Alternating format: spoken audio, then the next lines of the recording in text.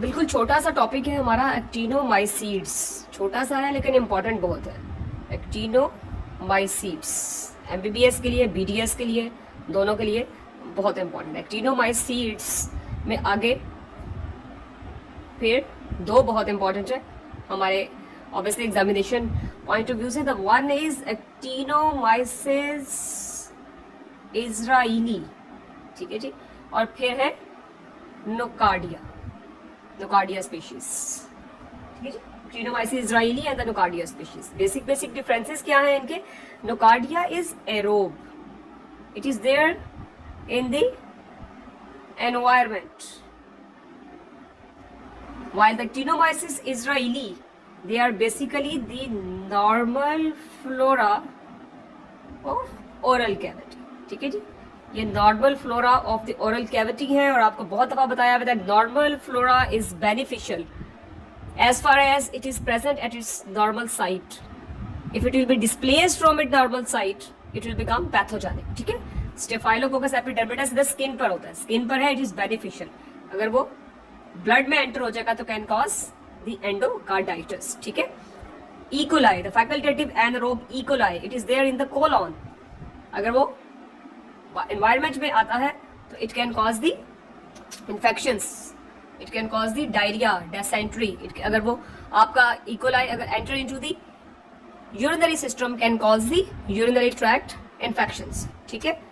फिर आपके स्ट्रेप्टोकोकस विरिडांस जो हमारे मुंह के अंदर होते हैं, वो डेंटल कैरीज से they enter into the blood, they can also cause the endocarditis. So also the actinomyces israelii is the normal flora of the oral cavity. अगर कोई भी डैमेज है हुआ है हमारी ओरल कैविटी में, ठीक है जी, कोई आपके जी चोट लग गई है, कोई ब्रोकन जॉ है, कोई आपकी बहुत ही कोई ट्रॉमेटिक किस्म की डेंटल एक्सट्रैक्शन है, सो इन केसेस में it can cause the local infection and inflammation, and the clinical presentation is usually there is a non-tender swelling usually in the face and neck. वो mandible के एरिया में सबसे ज्यादा होती है, ठीक है।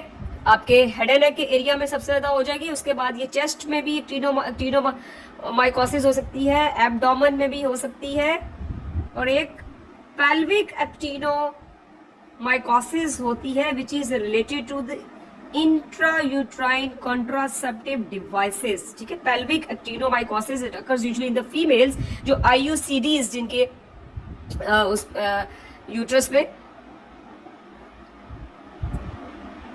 और ये पेल्विक एक्टिनोमाइसिड्स भी इसी वजह से होगी कि also in a small percentage of the females actinomyces israelii is also there are normal flora in the reproductive tract of the females, ठीक है। लेकिन largely it is a normal flora of the oral cavity.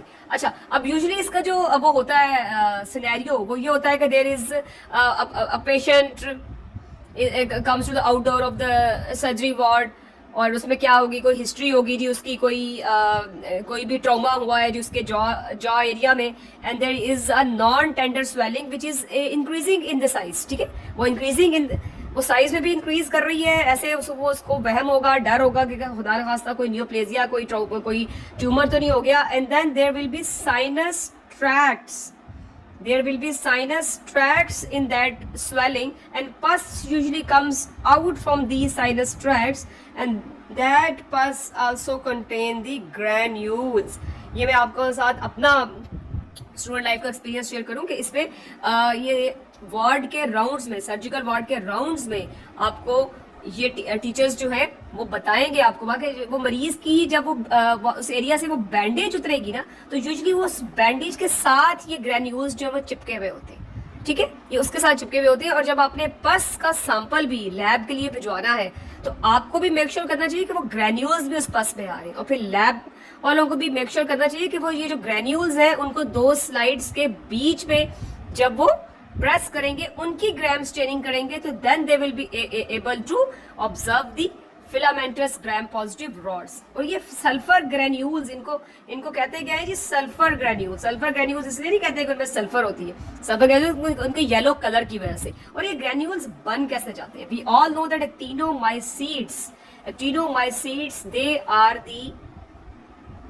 Filamentous bacteria, ठीक है। It's a branch of the bacteria which are basically filamentous, branching.